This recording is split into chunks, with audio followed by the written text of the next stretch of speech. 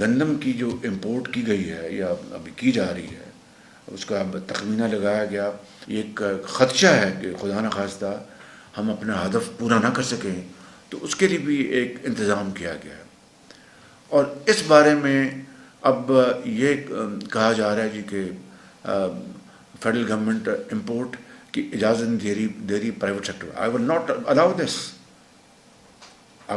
دس کہ private sector آپ منگوا لے اپنی مرضی کی قیمت پر.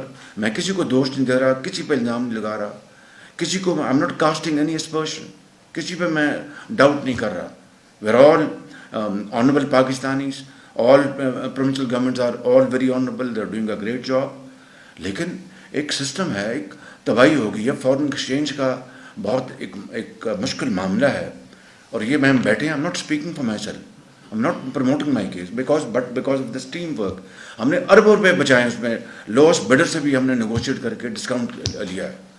I'm sure پروونسز میں کیپیسٹی وہ یہ کر سکتے ہیں, لیکن یہ ایک ہمارا ایک ایمرجنسی ہے. اس ایمرجنسی میں ہم $1 بھی زیادہ خرچ کرنے کے ہم متحمل نہیں ہو سکتے بالکل.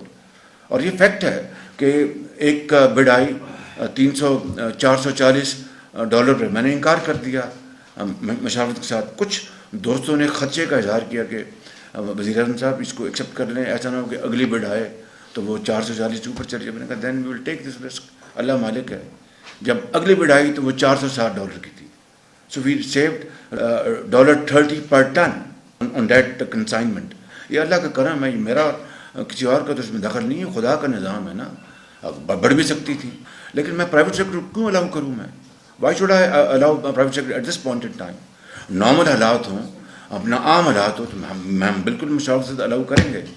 But I will not allow private sector to make fat profits and then use Pakistan foreign exchange and then sell it to the consumer. This will not happen, and this shall not happen. Thank you very much.